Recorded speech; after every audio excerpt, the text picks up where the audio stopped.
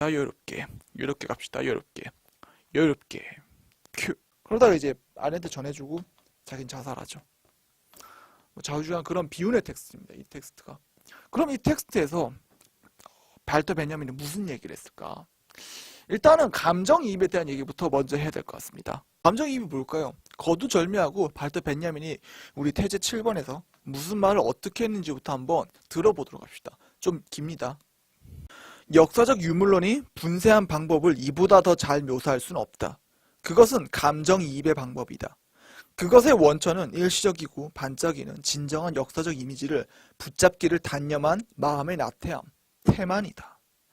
이 슬픔의 본성은 역사주의적 역사가가 도대체 누구에게 감정이입을 하는지 자문해보면 더욱 분명해진다. 대답은 두말할 나위 없이 승자에게 감정이입을 한다는 것이다. 그런데 지배하는 자는 누구든 모든 승리자들의 후예들이다. 결과적으로 승리자에게 감정이입을 하는 것은 늘 지배하는 누구에게든 도움이 된다. 그래서 뭐라고 말하고 있죠? 여기서 말하고 있는 건 감정이입이라고 하는 건 이제 유물론적 역사가에는 반대되죠. 유물론적 역사가는 반야민이 생각하는 좌파적인 어떤 지식인을 말합니다. 거기에 반대되는 게 바로 뭐다? 요 감정이입에 관련된 거다. 요 감정이입은 태만이다. 아, 또 안 나오네. 빨간 펜으로 교체하겠습니다. 요 감정이입은 태만에 관련된 거라고 얘기합니다. 태만하고 정말 나태한 거다. 이거는 태만, 나태. 그리고 이거는 뭐다? 이런 감정이입은 태만, 사유의 태만과 나태함에 의해서 초래되는 요 감정이입은 뭐다? 승자에 대한 감정이입이다. 감정이입. 그래서 이거는 뭐다? 지배자에게 유용하다. 라는 얘기로 끝맺은 된 얘기를 합니다. 이게 무슨 말일까요? 이게 무슨 말일까? 이렇게 얘기해 봅시다. 이거는 약간 좀 슬픈 얘기일 수 있겠지만 사람은 간사합니다. 간사하고 나약하고 치졸하고 비겁하며 심지어 자존심이 강하기도 해요. 사람이라는 존재가 그렇습니다. 원숭이보다 못할 때가 많은 것 같아요. 역사 공부를 하다 보면. 왜 갑자기 이렇게 인간 혐오론, 약간 비하, 또 회의주의를 제가 표출하냐면은 여러분 강자 선망이란 말 들어보셨습니까? 강자를 선망하는 것. 일단 여러분 이런 생각을 해보세요. 학교 다닐 때 여러분 웹툰죠. 웹툰 얘기를 해봅시다. 여러분 웹툰을 보면은 이 상위에 있는 거 뭐죠? 상위에 있는 건 되게 학교 폭력에 대한 것들. 일진들이 주인공으로 나오는 웹툰들이 인기가 많습니다. 왜? 여러분 실제로 학교 현장에서 보는 일진들은 나쁜 새끼들이에요, 그냥. 욕새끼란 욕을 쓰겠습니다. 나쁜 새끼들이에요. 막 학교 와가지고 애들 때리고 괴롭히고 막 빵 사오라고 시키고 빵 셔틀이라고 하죠. 그 다음에 뭐 돈 갈취하고 뭔가 그걸로 모자라서 굉장히 스트레스 해소성 어떤 폭력, 자기 우월감을 과시하기 위해서 막 싸움 못하거나 체구가 낮은 애들을 막 괄시하고 괴롭히고 차마 입에 담기 힘들 자살 직전까지 몰고 가는 그런 흉측한 사건들이 많지 않습니까? 오죽 이런 일들이 많으면은 소년법 폐지에 관련된 그런 목소리가 사회 이슈가 될 정도로 굉장히 안 좋습니다. 그게 일진이에요. 일진의 실제입니다. 근데 여러분 그게 웹툰에서 어떻게 다뤄지죠? 어떻게 다뤄지죠? 뭔가 일진이 마냥 나쁜 것만은 아니다. 혹은 그런 일진이 싸움을 잘해가지고 전국 제패를 하는 그런 어떤 뭔가 멋있는 이야기? 무슨 무협지물이 일진물로 좀 바뀌어서 다시 만들어지는 것 같은 그런 것들이 굉장히 인기가 많아요. 학교 폭력을 미화한다든지 그런 게 문제되는 웹툰들 많지 않습니까? 검색해보면 나올 것 같아요. 제가 여기 띄우지 못하겠습니다. 명예훼손 고소 들어올까봐. 근데 그렇게 많아요. 말할 수 없지만 많습니다. 근데 여기서 알 수 있는 건 뭐예요? 근데 재밌는 건 이건 거예요. 만화가 그걸 그릴 수 있다 생각해요. 근데 그렸는데 그게 높은 순위에 올라가는 거 만화가 잘 그려서 그런 게 아니라 그 만화를 보고 공감을 늘려준 대다수 사람들이 많기 때문이에요. 그 대다수 사람들은 뭐예요? 그 사람 다 일진입니까? 야, 전국에 그렇게 일진이 많으면은 대체 학교 폭력 왜 벌어지겠어요? 응? 아니 한 강의에 30명 강의실에서 일진이 한두 명이고 나머지가 거기에 막 엄청 휘말리지 않습니까? 근데 이상하게 웹툰 공감란을 보면 다 일진인 것 같아요. 아니, 대한민국에 이렇게 일진이 많나? 왜 일진 많아요? 그렇게 공감하는 거야? 근데 그 사람들 일진 아니죠. 대부분 그냥 평범한 학생들입니다. 학교 폭력 피해자들은 그 만화에 공감할 수 없어요. 근데 여러분 잘 생각해보면 학교 생활 다시 되새김질 해보면 학교 피해자 역시 소수예요. 학교라고 하는 정글, 교실이라는 정글 어떻게 구성되어 있죠? 5%의 포식자, 그 다음에 그 포식자 잡아먹히는 약 10%의 약자, 5%, 10%, 15% 빼면 나머지 뭐죠? 나머지 85% 남죠. 그 85%는 뭐죠? 그냥 학생들이죠. 구경하고 주눅 들고 하지만 폭력을 당하지는 않는 그 대다수, 그 대다수가 웹툰을 보면서 학교 폭력을 보면서 재밌어 한다? 뭐죠? 일진한테 감정이입하는 겁니다. 일진한테 감정이입하는 거예요. 왜? 아니 왜 85%는 왜 일진? 아니 왜 85% 하면 만나서 대화해보세요. 나도 그 85%였고 이 영상을 보는 많은 사람들이 그 85%였을 겁니다. 그 85%한테 물어보면은 어느 누구도 일진 때문에 자살하거나 그런 엄청난 폭력에 대해서 긍정하는 사람이 없어요. 무슨 사이코패스입니까? 그런 사람 거의 없어요. 근데 여러분 이상하게 웹툰이나 이런 걸 보면은 그걸 재밌게 봅니다. 왜? 왜 그럴까 도대체? 왜 그러는 걸까? 왠 줄 아세요? 진짜 잔인하게 말하면 일진이 이길 수 없기 때문이에요. 현실에서. 현실에서 이 일진은 이길 수 없다. 막 싸워서 때리거나 그러니까 상상력 상으로도 이길 수 없다 생각하는 거예요. 그러니까 뿌리 깊은 노예근성이에요.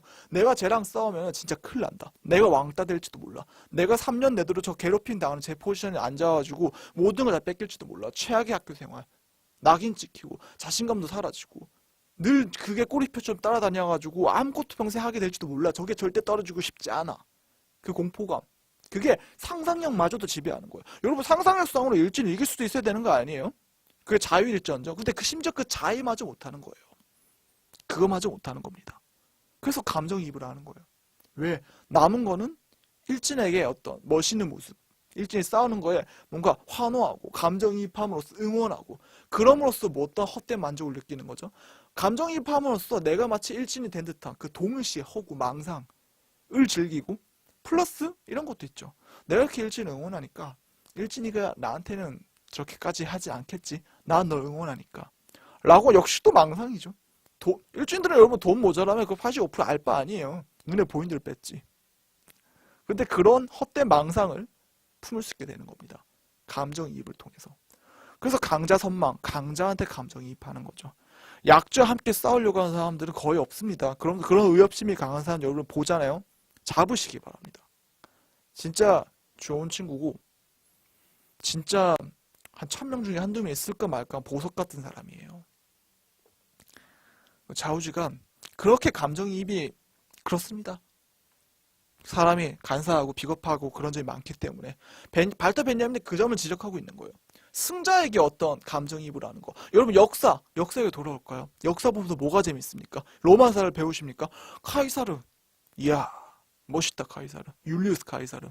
갈리아를 정복하고 이 엄청난 개선 장군이 돼가지고 하지만은 이 부패한 원로원과 폼페이우스의 어떤 음모에 의해서 뭔가 소환당해가지고 모든 걸 잃을 위기를 처하니까 단호하게 결단해서 루비콘 강을 건너면서 주사위는 던져졌다. 그러면서 막 폼페이우스 당대 영웅 폼페이우스와 싸워가지고 이기죠. 크라수스 폼페이우스 삼두 정치내에서 카이사를 결국 이깁니다. 야 대단하다. 그리고 로마를 제패하고 결국에 로마 초대 황제 카이사르가 되는 거죠. 여러분 카이사르라는 게 로마 황제라는 뜻인데 원래는 카이사르 율리우스 카이사르 이름에서 따온 거예요. 그러니까 로마 황제는 전부 다 카이사르의 어떤 이름을 그대로 계승한다는 점에서 그 직책을 계승한다는 점에서 카이사르의 분신 같은 존재인 거예요. 카이사르는 죽지 않는 겁니다. 1000년 제국 내도록. 이런 명성을 누리는 이런 영웅에게 감정이입을 하죠. 보통 로마사를 가장 많이 읽힌 책이 누구죠? 시오노 나나미의 이제 로마인 이야기에서 시오노 나나미가 누구 팬이죠? 카이사르 팬이죠. 감정이입을 엄청 합니다. 근데 이게 꼭 시오노 나나미만의 문제인가? 여러분 수많은 로마사, 수많은 로마 이야기에 대한 위인전 이런 것들 보면 카이사르가 안 빠져요. 여러분 심지어 이탈리아 교과에서는 카이사르가 완전한 인간으로 등록되어 있습니다. 가장 완벽한 영웅에 부합하는 존재라고 신격화돼요. 웃기지 않습니까? 그러한가? 우리는 브루투스 배신자라고 보죠. 우리는 모두 다 카이사르 유언이 뭔지 알아요. 카이사르의 공화정을 회복시키기 위해서 카이사르를 죽였던 브루투스에게 칼을 맞으면서 카이사르가 그런 말 했다죠. 물론 근거는 없지만 그런 말 했다고 전해지죠. 브루투스 너무하죠. 그 배신당하는 영웅의 비극에 마저 느껴지는. 근데 여러분 여기서 비극을 느껴야 됩니까? 여러분 카이사르한테 왜 감정이입을 하세요? 여러분 율리우스 카이사르가 뭐라고 뭡니까? 뒤집어 볼까요? 갈리아의 학살자예요. 카이사르 집안은 약간 몰락 귀족 느낌 비슷합니다. 엄청 잘 나가던 귀족은 아니에요. 그래서 실제로 이제 30살 중후반에 이제 종교 대사장직을 얻을 때까지는 그 이전까지는 명예로운 경력 호르스 코름도 못 걸었어요, 제대로. 잘 나갔던 건 폼페우스라니까요. 폼페우스가 막 지중해를 다 통일하고 다 제패하고 엄청난 영웅이었어요. 그에 비해서 그 동 나이 때 했던 카이사르는 그냥 아무것도 아니었어요, 그냥 좀 허접이었습니다. 세력을 키워야 되잖아요. 세력을 키우면 전쟁터로 나가야 돼. 전쟁터가 없잖아요. 폼페이오스가 다 제패했다니까요, 지주쟁회를. 그러면 전쟁터는 지가 만들어야겠죠. 어디로 간 줄 압니까? 그래서 갈리아로 가는 거예요. 지금 프랑스랑 영국이라든지 그쪽 땅 쪽으로. 그러니까 갈리아 민족 입장에서 카이사르는 침략자인 겁니다. 학살자이기도 하고. 카이사르가 존경받을 사람인가요? 그리고 로마 입장에서 봅시다. 공화정을 무너뜨려요. 공화정을 무너뜨리고 이제 황제정을 열어버립니다. 당대 사람들은 얘기하죠. 그 거대한 로마 제국을 유지하기 위해서 공화정은 이제 별로 맞지 않는 체제였던 것 같다라고 합리합니다. 아니 여러분 이런 말 하고 싶어요. 제국을 왜 유지해야 되는데? 한 명의 어떤 장군, 군사 독점권을 가진 그런 독재자에게 모든 정치 권력을 위임하면서까지 제국을 유지해야 되는 이유가 뭔데요? 나라가 쪼갰으면 전쟁이 벌어지니까? 로마의 영광을 찾아야 돼. 로마의 영광을 왜 찾아야 되는데요? 당신 로마인입니까? 로마인이라면 이해를 하겠어요. 차라리. 로마인도 아니잖아요. 왜 거기에 감정이입하세요? 스파르타쿠스, 그 수많은 노예들 다 죽인 나라가 어디죠? 로마입니다. 가장 최고의 노예 무역상이 누구였죠? 로마입니다. 로마입니다. 로마예요. 왜 감정이입합니까? 거기에. 이유는 다 하나밖에 없어요. 그게 조금 더 멋있어 보이니까. 내가 범접할 수 없는 초월적인 어떤 강한 힘을 가진 나 그게 너무 갖고 싶으니까. 그렇게 됐으면 좋겠으니까. 이면에는 학교 폭력과 논리는 다르지 않아요. 내가 그걸 도전할 수 없을 거라 생각하니까. 가망이 없을 거라 생각하니까. 가망이 없을 거라 생각하니까 카이사르가 틀린 줄 알면서도 거기에 맞서려고 했던 공화파들, 소수의 공화파들, 브루투스라든지 아니면 그와 맞서 싸우죠 노예들, 스파르타쿠스 이런 데는 감정이입이 어려운 겁니다. 이해되세요? 그래서 노동 시위를 봐도 저 사람들이 노동 현장을 해치고 사회 분란을 일으키는 거에만 비판하는 데만 초점을 맞추지 실제로 노동 현장에서 어떤 갑질을 벌어지고 어떤 착취가 벌어지고 얼마나 많은 사람이 죽어나간지에 대해서는 공감하고 싶지 않은 거예요. 왜? 공감해서 어쩔 건데. 나 바꿀 수도 없는데. 저런 거 막 싸워야 노조 가입할까? 노조 가입했다 나 지금 잘리면 어떡해. 나 지금 정규직인데. 그냥 뭔가 거기 감정이입하고 싶지 않은 거예요. 어디 감정이입하죠? 재벌, 로맨스 소리에 나온 재벌 총수, 백마탄 원장님들, 혹은 남자 같은 경우에는 무슨 무림의 엄청난 맹주, 영웅 이런 거에 감정이입하죠. 일진물 이런 것들에. 그게 인간입니다, 여러분. 그게 사람이에요. 여러분 옆에 있는, 그 옆에 있는, 그리고 거울 속에 있는 여러분 자신도 그런 존재입니다. 그걸 알면서 시작하는 거예요. 모든 좌파적인 운동이라고 하는 건. 그게 힘들죠. 인간 혐오랑 거기서 희망을 찾으려고 하는 역설적인 게 맞부딪혀요. 그리고 그 맞부딪힘에 가장 극단까지 내몰던 사람이 이 사람입니다. 이름 안 적었네요. 적어볼까요? 발터 벤야민입니다. 발터 벤야민. 20세기 중후반 가장 극단의 시대. 에릭 호스범이 말했죠. 이 시대가 극단의 시대라고.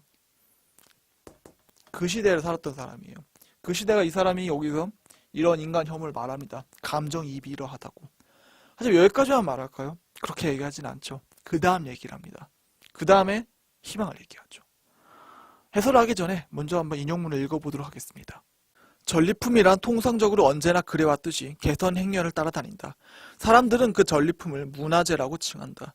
역사적 유물론자라면 그 문화재들을 멀찍이 거리를 두고 바라볼 수밖에 없다. 사실 개괄적으로 그 문화재들의 출처를 떠올려보면 어찌 두려움에 전율하지 않을 수 있겠는가. 문화재들은 그것을 창조한 위대한 천재들 노고뿐만 아니라 그 천재들과 함께 살았던 동시대인들의 부가된 무명의 노역에도 힘입고 있다. 동시에 야만의 기록 아닌 문화의 기록이란 결코 없다. 그러므로 역사적 유물론자는 가능한 한 그런 전승에서 비켜선다. 역사적 유물론자는 결을 거슬러 역사를 솔직하는 것을 자신의 과제로 여긴다. 그래서 뭐라고 말하고 있죠? 자, 진짜 벤야민 공부하면서 제일 유명한 구절입니다. 야만의 기록 아닌 문화의 기록 없다고. 모든 기록은 여러분 제가 굳이 설명할 필요 없겠죠. 승자의 기록입니다. 승자가 왜 역사를 독점하는지에 대해서는 저번 강의에서 얘기했으니까 이거 생략하겠습니다. 승자는 역사를 독점함으로써 합당성을 얻고요. 권력 그 자체를 재생산할 수 있는 토대를 가지고 그 다음에 그 시민들에게 그 권력에 감히 저항할 수 없는 무의식을 심습니다. 인식조차 안 되는 그런 무의식을 심습니다. 그렇게 권력은 작동하죠. 그리고 그걸 작동시키는 가장 중요한 것 중 하나는 스펙터클. 압도하는 어떤 위압감. 절대 넌 나한테 저항할 수 없다라고 하는 그 스펙터클을 심어주는 게 중요해요. 감히 저항할 수 없는 위대한 위협을 보여주는 겁니다. 그게 뭐죠? 전승탑입니다. 하늘 높이 쌓아 올라간 전승탑. 거기에 수많은 전쟁에 승리한 모습과 죽은 사람들, 두려워하는 얼굴들, 그걸 다 빼곡히 세워놓는 거예요. 나한테 저항했던 사람들은 다 이렇게 됐다. 그리고 나는 너희가 감히 쌓을 수 없는 그 높은 위에 독수리와 함께 서 있는 신적인 존재다. 꿇어라. 감히 저항하지 말라. 눈도 마주치지 말라. 라고 하는 스펙터클을 만들어내는 거예요. 그게 전승탑이고 그게 문화입니다. 감히 범접할 수 없는 그런 위용들을 만들어내는 거죠. 발터 베냐민 얘기하죠. 야만이다. 그게 야만이다. 역사적 유물론자, 좌파적 지식인, 뭔가 새로운 걸 하려고 하는 사람들은 그런 전승으로부터 벗어나야 한다. 그건 우리들의 역사가 아니다. 우린 그거를, 하지만 역사라는 게 판타지는 아니기 때문에 마음대로 지어낼 수 없는 거기 때문에 결국에 그 사료를 만날 수밖에 없죠. 근데 그 사료 그대로 거기에 승자의 감정이입한 형태가 아니라 어떻게 다뤄야 한다? 결을 거슬러서 뒤집어서 보자. 카이사르가 갈리아 전기를 썼다. 갈리아 전기 내에서 뭔가 야만족들이 멍청하고 우둔하고 이런 것들을 빼곡히 적습니다. 그걸 거꾸로 읽는다는 건 뭐죠? 거꾸로 읽는다는 건 카이사르가 우월자의 시선에서 갈리아 민족들을 폄하하듯이 보고 있다는 거예요. 그걸 결을 거꾸로서 비판적으로 해석해야 한다는 겁니다. 그러니까 모든 사료들은 거꾸로 뒤집어서 봐야 돼요. 역사 이면에서 전승탑의 주인공은 누구죠? 황제입니다. 누가 봐도 카이사르예요. 하지만 그 전승탑을 만든 사람은 누굽니까? 이름 없는 무명의 노동자들이죠. 그 노동자들을 보자는 거예요. 이 전승탑을 볼 때 그 천재를 볼 게 아니라 요게 동원됐은 노예들, 노역에 동원된 이름 없는 노동자들, 그것들을 보자. 그리고 거기서 야만을 느끼고 뭔가 다른 삶을 살아야 되지 않겠는가, 다른 역사를 적어야 되지 않겠는가, 다른 사유를 해야 되지 않겠는가 라고 하는 결의를 다지자. 그게 역사적 유물론자가 해야 될 일이다 라고 얘기하고 있습니다. 그러니까 절망을 얘기했지만 결국 끝에서는 희망을 얘기하는 거죠. 그걸 하자고. 결을 거슬러서 다시 역사를 솔질하는 것. 제가 좋아하는 문장입니다. 개인적으로. 3개 안에 들어요. 결을 거슬러 솔질한다는 것. 솔질. 이 영상을 보시는 분들 중에 역사학이라든지 이런 거 공부하신 분명 있을 겁니다. 이 얘기를 들었을 때 뭔가 조금 책임감 느끼셨으면 좋겠어요. 책임감을. 좋은 글들 많이 적어주고 좀 더 사유를 확장시키는데 많은 이바지를 해주셨으면 하는 그런 소망을 가지고 있습니다. 그 다음에 그걸 봐주는 수많은 독자분들 여러분 역시도 이런 생각을 가슴속에 품고서 텍스트와 역사와 당면의 현실을 바라봐 주기를 기도합니다. 네, 오늘 이런 얘기 하고 싶었네요. 이만 마치도록 하겠습니다. 이만 마치겠습니다. 총총.